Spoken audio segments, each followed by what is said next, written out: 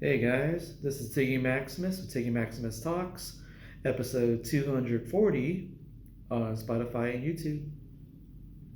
Thank you guys for subscribing to the podcast, following the podcast, watching, listening to the podcast on Spotify and YouTube. Thank you guys for doing that and spread the word to your friends and family. On episode 240, I'm going to talk about three comedy shows. We got one show that was at the Yellow Door. That was on. What was it? Was it September 17th? Actually, it was September 19th. Got to see some interesting comedians. The headliner happens to be Alan Henderson, who happens to be a friend. And the show started with the host, Sabian Ware, and I brought a couple friends. My friends Lily and her boyfriend.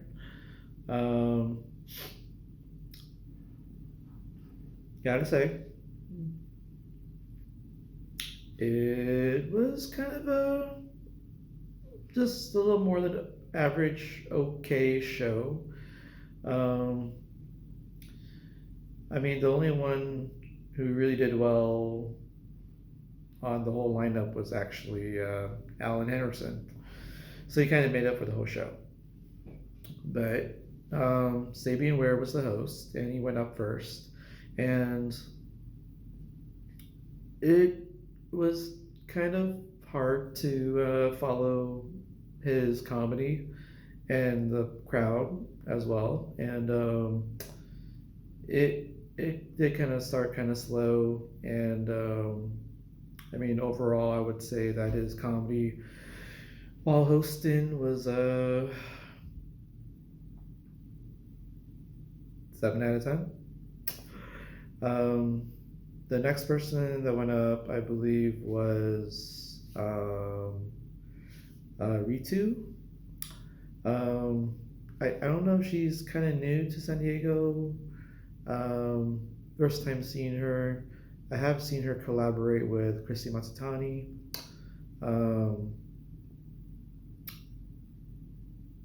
Check out my Manny Machado City Connect Padres jersey I got at the Orioles game, even though they lost. But still, Padres made the playoffs. But yeah, Ritu, I guess she kind of interacted with me because she sees me behind my friends and asked about my personal life. So just told her, I'm divorced. Sitting behind my two friends. Yeah. It was kind of interesting, a little weird, but then, I have no problem interacting with the comedians if they ever ask me a question. Plus, you can see me. So, but Ritu kind of had some interesting comedy bits, talks about dating. I guess arranged marriage kind of came up, her culture. But overall, she did all right. And I guess she has some good stuff that people really liked. And that was my first time seeing her perform. So I want to say that she was probably 7.8 out of 10 for a comedy. And then I believe we have Jennifer or Jen Lee. She did a little bit of crowd work, talked about dating.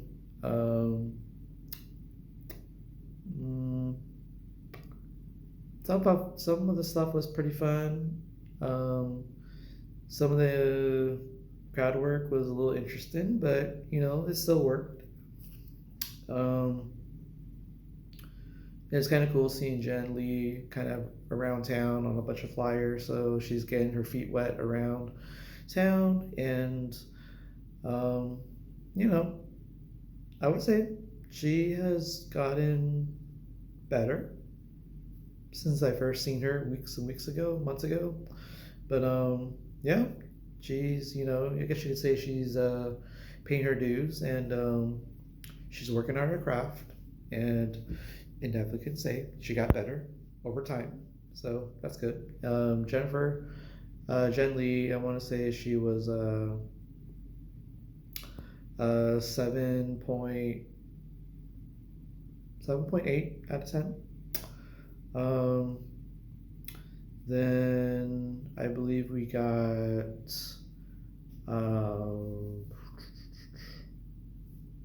I think his name is Todd Perry. Todd Perry, I believe, is a guy from out of town. I think he's from LA. And he has this whole thing about his mom and a dresser and some interesting gifts and toys.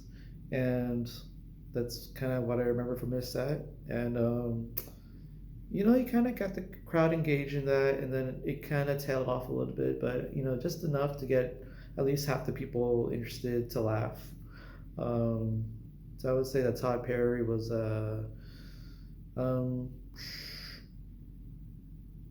let's say 7.9 out of 10. And then let's see.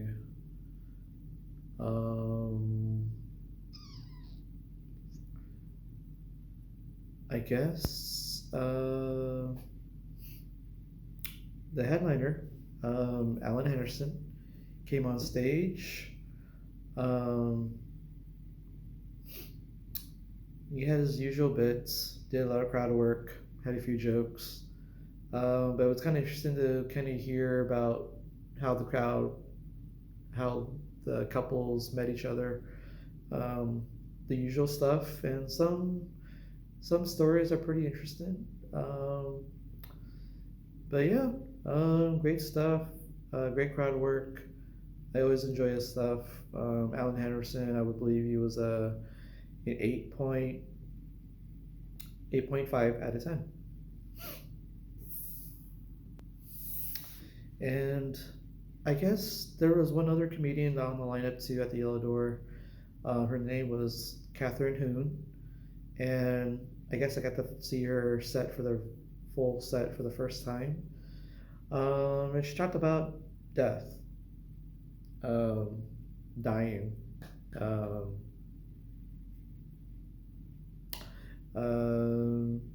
for her set, and I guess she was trying something new, I suppose. So, and see if it worked on this crowd.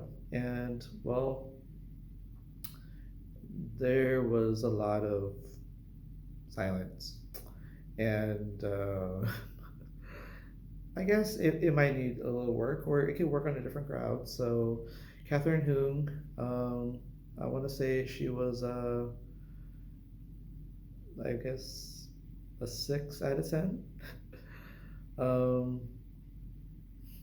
So yeah, so that was her thing. I think she talked about the suicide hotline, talk about people dying, but I guess it never really got off the ground, and the crowd just couldn't find a moment to really laugh. So, I mean, it is what it is. Overnight, it was kind of chill for the most part, except Alan Anderson did get the most laughs, and it kind of made up for the whole show. So yeah. Next show I went to, it was at the Privateer. I believe it was Privateer in Oceanside with Heather Marie. I think it was September 23rd. I happened to bring a new comic onto the lineup, and I found out like the day of, and he got 5 minutes, Alex Ibarra got to be on the show for 5 minutes. So I'm kind of guessing that Heather Marie kind of gave up her time, gave up 5 of her minutes to give it to Alex Ibarra. So that was pretty nice of her to do. So, um, and uh,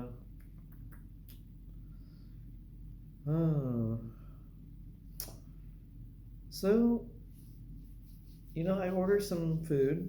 I got the mahi mahi taquitos. Want to say it was pretty good. I actually ate it with the lettuce wrap this time.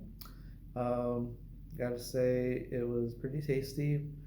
Um, I would say it's an 8.8 out of 10 for the mahi mahi taquitos. And then my friend Alex Ibarra, who's new to the comedy scene here in San Diego, he got to perform 5 minutes. He got some good laughs in there, but the other half of his set, more or less, it kind of had maybe a few laughs or maybe none. Um, and he kind of had some jokes about um, having a similar last name to some celebrity. Um, I didn't know who the other person was, so but maybe the crowd knew who the other person was. Um, and I guess at some point Alex kind of bent over in front of the whole crowd to kind of exhibit the similarities or the differences between him and the other person with the same last name. So um, that was kind of interesting because I did see that one time before by Alex, and I was kind of curious where he was going with that. Um, but people will remember you one way or another. um, but yeah, I want to say Alex Ibarra for his 5 minutes. Um, I guess I want to say he was a 7.1 out of 10. Um, Heather Marie did get to go up for a few minutes, um, and she did talk about raising 2 kids. So kind of talked about that for a little bit, and I would say her comedy. Um, I guess it was like a 7.8 out of 10. And then let's see. Okay. So the next person that went up was Ash Mehta. Guy's from New York, but he has bounced around between San Diego and a little bit of LA. But I guess he's a New York guy now and came in. I guess he's visiting, and he talked about growing up, being bullied, and then guy's pretty intense. Um, I think at one point might have talked about his sister or his cousin or something, and but I guess the part that I remembered was that he talked about how he dated his bully's sister or something. So that was pretty interesting. So yeah, about most of the crowd, when he had some good punchlines, they really laughed pretty loud for it. But then there were some other parts that kind of died out. Was kind of chill. I would say overall Ash Mehta was 8 out of 10. And then we got our headliner, Brandon Johnson. Oh wow, the guy was pretty funny. The guy talked about coming from Huntington Beach, talked about dating, but he talked about his kid, his daughter, and and a lot of the stuff that he talked about, it was so relatable, and I guess people kind of got behind it, and almost every half minute or so, or every single punchline, the people there just kept laughing and laughing, and it was constant throughout because he just kept saying a lot of funny things, and almost everybody was laughing throughout the whole thing. And I enjoyed that. And honestly, that kind of made up for the whole show, actually. So overall, I would say that Brand Johnson, guy's pretty tall. And, he is an executive film producer, director. Um, so overall, his comedy was a 9.3 out of 10. A lot of great punchlines. Um, Consistently getting people to laugh. That's always good. And you know what? If anyone has a show and needs somebody to be on there, you should always get Brand Johnson or Brandon Johnson. So, um, so, and then there's one other show I went to. It was in Poway. I guess this is the first time probably that this Poway Irish pub. I live close to it, and this might have been the first time the entertainment actually had comedy, stand-up comedy. And P-Man, Pierre Turner, um, he produced and hosted this show with the Mixed Nut Company or Mixed Nuts live. And honestly, the show was pretty awesome from start to finish. P-Man started the show off, told us a lot of funny jokes, um, got the crowd all warmed up. Um, about more than half, or about 75% of the stuff he was saying, got a lot of laughs from almost everybody in the bar, so that's pretty good. I want to say that Pierre Turner, P-Man, I want to say he was probably a 9 out of 10 for his comedy. Um, and then I guess his co-host or co-producer actually got up to tell one joke, even though he said he's not a comedian. He got a couple of chuckles for the joke that he did. Um, so I guess if I was gonna rate it, I guess it was probably a 7.5 out of 10. Um, and then we got Frankie Gonzalez. Um, he got to be on the lineup, and wow, he did pretty well with the crowd. And I think at one point he talked about jail, um, HOAs, um, but as he was talking about dating, um, and jail and prison, um, I guess his cousin, and then I guess also growing up, and um, I guess he was in a gang before too. But overall, you did really well with the crowd, and I want to say Frankie Gonzalez did a 9 out of 10. Really good stuff. Um, and then we got um, Kevin Davis, the Marine of Comedy, and well, he did not so clean comedy, and he talked about dating, dating younger women. Um, Also, he read a study about how it's good for a guy to ejaculate 22 times a month. And then, it saves their lives. And told the women that, let your man, either come or have sex or hand job or blow job or, um, whatever way for that release. And I guess it saves lives. So it saves a lot of men's lives. Um,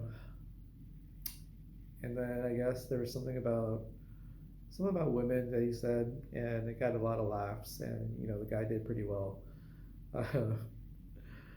Uh, Overall, Kevin Davis, he was a 9.2 out of 10. Great job, Kevin Davis. And then you got your headliner, Patrick DeGuire. Guy was just pretty funny. Talked about how he would have sex with a big lady, um, and then talked about growing up, something about family, more dating stuff.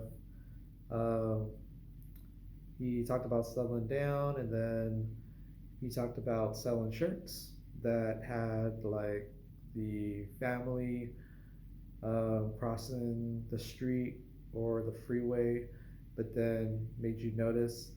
Did you notice like what Mexican family has three people?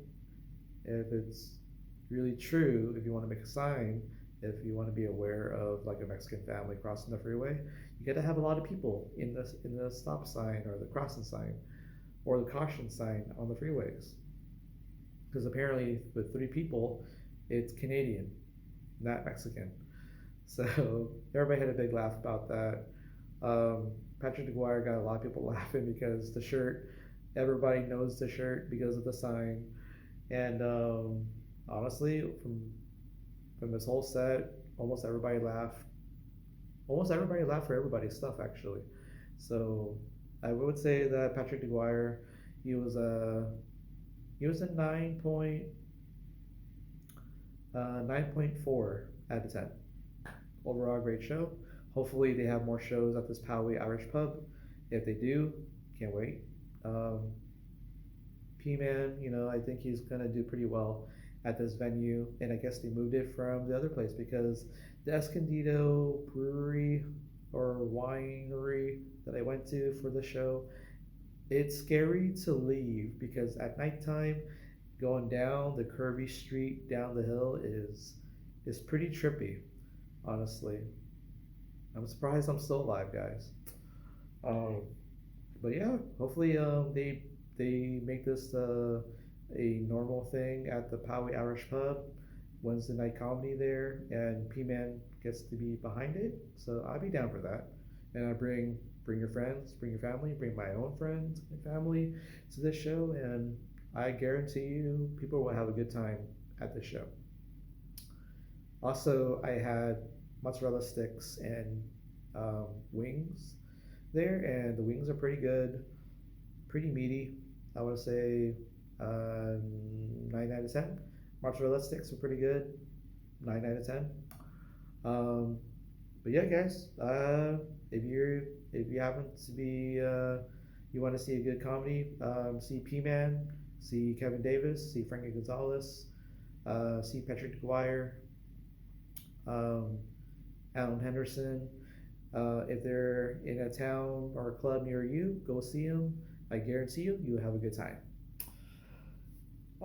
So I want to talk about a couple of things. Um, like I mentioned before, Padres made the playoffs. They were 90 and 72, and second place in the National League West Division, behind 3 games behind the LA Dodgers, who are the defending World Series champion. The Padres got the number 5 seed in the National League playoff picture. They're going to be facing the number 4 seed, the Chicago Cubs. As a best of 3 series, all the games are in Chicago at Wrigley Field. Earlier today, the Padres did lose game 1. They did lead 1-0 going to the 5th inning, but they gave up back-to-back home runs to start off the bottom of the 5th inning. Nick Pivetta was our starter, and he had the lead, but he gave up 2 home runs to start the 5th inning, and now we're behind. And the game ended up with score being 3-1 Cubs. And so the Cubs are up 1-0 in the best of 3. And, well, the Padres need to win the next 2 games on Wednesday and Thursday to advance. Otherwise, if they lose tomorrow or If they lose on Thursday, that's it for the Padres, and they got to figure out how to fix this team if they realize this is not the World Series team they thought it was. So hopefully the Padres will do better tomorrow. They got Dylan Cease on the mound, and who knows who's going to pitch Game 3. Could be Michael King, could be Yu Darvish, but we'll see what happens. Cross my fingers, the Padres get the offense going. That's pretty much the key part because the pitching is there, the bullpen is there, but the offense needs to step up. So, cross my fingers. And then the Chargers. The Chargers last week, week 3, they faced the Denver Broncos, and it was a tough game. But Justin Herbert kept his composure. Got to see Omari Hampton break out in that game. I guess we found our number 1 running back that we thought that we drafted, and he lived up to expectations so far. It's only been 4 weeks, and I'll tell you why. Chargers ended up coming back from a 10-point deficit. They think they were down 20-10 to the Denver Broncos, and they came back, and the Cameron Dicker, the kicker, he was able to kick the game-winning field goal at the end after Justin Herbert got the Chargers to score the last 13 points of the game, 2 field goals, and a touchdown drive. There was a pass to Keenan Allen that was very key, and the Chargers, fought back, kept the Denver Broncos from scoring again, so the defense did step up, and I'm great because now the Chargers are 3-0 after week 3 against the Broncos, so they technically have swept through the West Division, so hopefully they can do it again the second time around. However, week 4, this past Sunday, the Chargers did travel to New York and face the New York Giants, who were 0-3. They benched Russell Wilson, and they promoted their number 1 first-round draft pick, Jackson Dart. And as a rookie, there's no tape on him. And, well, he got the jump on the Chargers. And, the Giants led the entire game, actually. But with that being the case, Justin Herbert trying to figure out this Giants team. He did get some offense off of this team, this defense, but he had a hard time trying to get away from the defensive linemen because they were able to hit and sack Justin Herbert. Made things hard for him because you got to have pressure in the pocket. Otherwise, Justin Herbert will feel comfortable all day, but he was uncomfortable all day. Mainly because, Justin Herbert was running for his life because, we lost 3 offensive linemen. And Joe Alt, he got hurt. He hurt his ankle. And there's a big hole in our offensive line. So with that being the case, there was one good part. Omarion Hampton ran for a 54-yard touchdown. The guy is super fast. And, game started with, what was it? They were down, I think,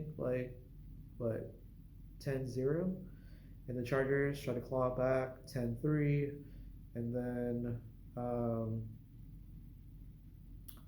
I think at one point it might have been maybe 10-10, but then they went ahead 21-10, and then the Chargers got that touchdown. Made it 21-18, and then, the Giants at one point tried to score a touchdown on 4th and goal while up 3, but they failed. And then Justin Herbert had 2 drives to try to tie the game or win the game, but unfortunately, with the big hole in the defensive line, Justin Herbert couldn't get them in field goal range nor a touchdown. So we lost 21-18. It was tough, but Abdul Carter is a monster on the Giants' defensive line. So, who knows? Chargers need to do better next week. I'm going to the Commanders game.